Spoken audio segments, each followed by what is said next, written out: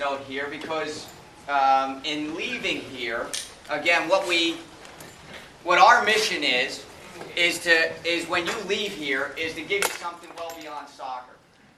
When we recruit here, when we have guys come in here and they're looking at the University of Louisville, one of the messages we send is that it is our mission that when they leave, that certainly they're going to become better soccer players, but more than anything else, our mission is to help them become better people. And when they leave here, is that they have the principles of success ingrained in them, that when they leave here, they're going to be not only successful soccer players, but are going to be successful no matter what they do in life. Whether that be a husband, or a father, or a soccer player, or a coach, or whatever they want to do. And we take that very seriously. One of the things that we teach them, that I'm going to talk to you about tonight, whatever you paid to come to camp here, this one principle, when you get it down pat, when you adopt it, when you make it a part of your life, is well worth any money you spent, and I promise you, could change your life. And how I know that is this, is personally it's changed my life.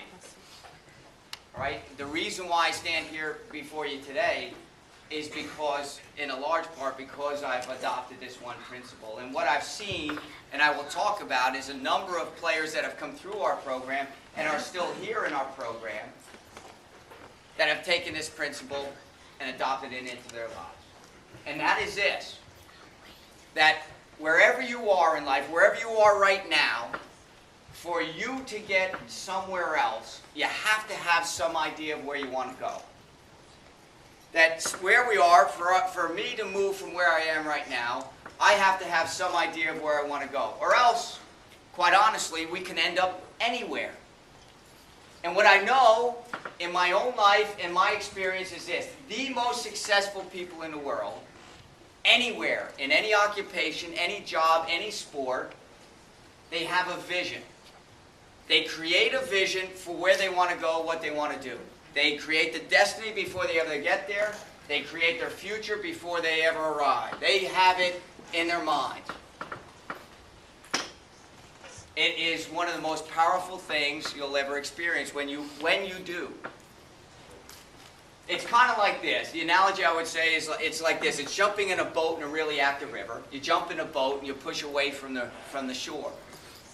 All right? And you jump in a boat and you look around and there's no paddles or oars or rudder. And now the journey down the river is completely at the mercy of the river. And most people wouldn't risk something like that. And yet, what we know in our society, in our lives right now, most people will spend more time planning their vacations than they will the destination of their lives. True.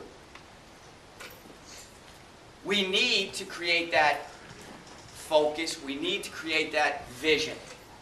Our mind has two functions. Basically, two functions. The first one is the ability to remember. So powerful and so necessary because, like we're on the soccer field, when we make a play, we have the ability to say, was that good or bad? Consequences or benefits. So I know what to do next time. That ability to remember is so important for what we're going to do in the future. But the most important thing our brain can do, our mind can do, is that we can imagine. You see, we have the ability, all of us, that we can create and see our future before we ever get there. We have that ability to create our destiny before we ever arrive. And that is so, so powerful. We need to be able to do that. We need to make that a part of our life. All right? There's a story, and some of you guys may have heard this, about a player of ours, Aaron Clapham, when he was here. He was a guy transferred in from St. Francis College, a small Division I school, where Aaron, in his first 2 years, was a good player there. I think he might have even been all-conference second team. So he transfers into U of L for his final 2 years. And here, he ends up being a first-team All-Big East player. Pretty good player. Made the NCAA tournament those 2 years he was here. He had a good career. He adopted those principles into his life, and before he left, I sat down with him in my office, and we talked about that principle of setting goals. One of the things he wrote down before he left was he was going to represent his country, New Zealand, in the World Cup. The World Cup was not too far away in South Africa. He had only represented his country at a youth level one time before that. And here he writes down on a piece of paper that he was going to represent his country in South Africa. Well, what happens is he ends up playing professional soccer, not what he expected. He didn't get drafted in the MLS. He didn't get the spot there. He didn't get the opportunity in Europe, but he continued to pursue. He continued to focus on his goal. He continued to get after it. He ended up playing a little bit in Australia and then finally in New Zealand. Well, it so happens that while he's playing in New Zealand, he's playing on a team that ends up winning the national championship in New Zealand. And he had his best year. Just around that time, they're having the team tryouts for the World Cup team. And the guy that was picking it happened to know him pretty well from what he had done in the league. So they invite him to one of the final tryouts. Well, it just so happens as well that one of the guys that was supposed to make the team gets injured. Now he ends up being the final pick because he had played so well in the trials to go to South Africa. While he was there, he sends me a shirt signed. And he says, "Thanks so much for creating my future with me." And he ends up being in South Africa, representing his country in the World Cup. The power of creating that focus, the power of, before you ever get there, of seeing where you want to go is so powerful. Now, here's the thing that Aaron did. He not only saw it, he wrote it down. He put it down on a piece of paper. Why does that help? Well, here's one thing. You become accountable to it. And we do that every year. We sit in the spring. A year ago, we sat in the spring and we talked with our guys. What do you want to do? What is it that you want to do? As a team, what do we want to achieve? And what does it need to look like? In great detail, we sat down and we talked about all those things that we wanted to do. Win the Big East, regular season, win Big East tournament, win a national championship. We talked about it all. In fact, we talked about it so vividly, we created pictures. We created pictures of what the trophy was going to look like.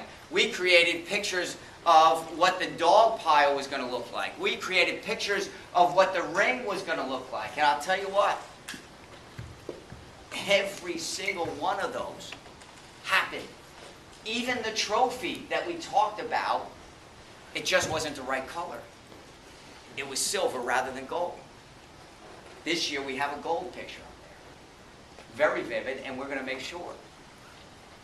The ability to create your future, see it in great detail, and put it down on paper has great power.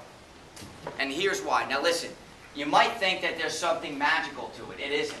Here's what happens. When you put it down and you keep it in front of you on a regular basis, this is what happens. One, it creates a focus. When you see it on a regular basis, it creates a focus. When you wake up in the morning and you see it, you know what the purpose is for your day.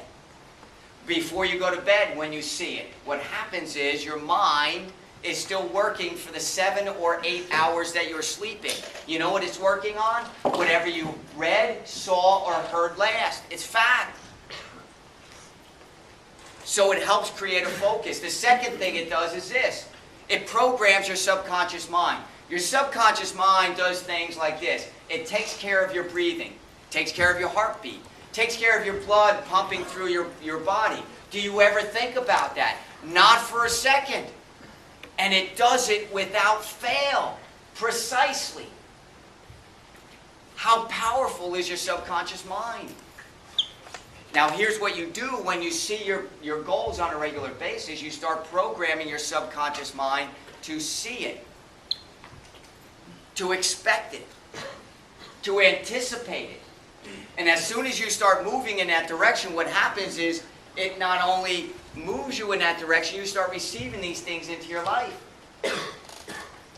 Tremendously powerful. Because once you start expecting things, you start anticipating and understanding one of the most powerful principles in the world, and that is we get what we expect in life. It's kind of like this. Suppose you're very good friend bought a brand new red car. Buys a brand new red car and he says, I'll meet you on the corner of 3rd and Main in about 10 minutes. Hangs up the phone, and before you can ask him what kind of car it is, you're saying, man, I got to go see this. This is incredible. So you go out in 3rd and Main and you're standing there, and guess what? There goes a red car and it goes by, it's not his, and another one goes by and that's not his. Sure enough, 10 minutes goes by, and there he pulls up in a brand new red Mustang convertible, and he opens the door, and the first question he asks you is this: how many blue cars came by? And you look at him and say, I have no idea. I have no idea how many blue. I can tell you how many red cars came by. I counted, there were 7 of them. You were the 8th one. I don't know how many. I wasn't looking for a blue car. And life is no different. That when we get up and we're expecting certain things in our life, we'll find them. If we get up and we start looking for all the negative, guess what? It's out there. We'll find it. If we look for all the positive and all the reasons why we'll be successful, and the road signs that are out there that are showing us we're heading in the right direction, we'll find them as well. The question is, what are you programming your mind to look for? And when you write your goals down and you put them in front of you on a regular basis, they will program your mind to expect those things, to look for those things, and attract those things into your life. No question about it. What we're going to do now is this. We're going to pass out to you a card, and a card and a pen. All right? When you get this, hold on to it real quick and try to circulate it through it as quick as possible.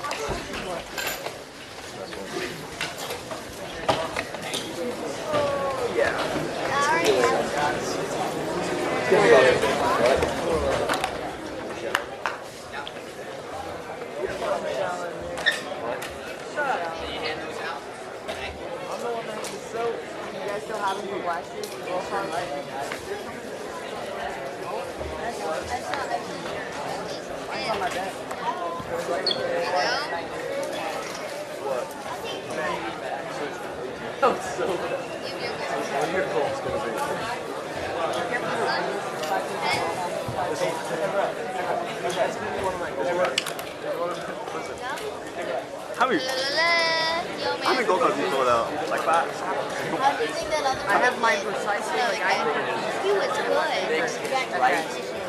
I mean, I got like 5 copies of my house. Like they throw around my house. I'm surprised just keep on throwing them out, I guess. No. I have one right now, and it's on my bed. My dad says everything you do. Last thing you look at before you. Yeah.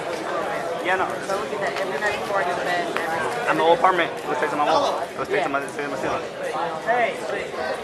What time is that? All right, listen up. As it's making its way around, just listen up. The town.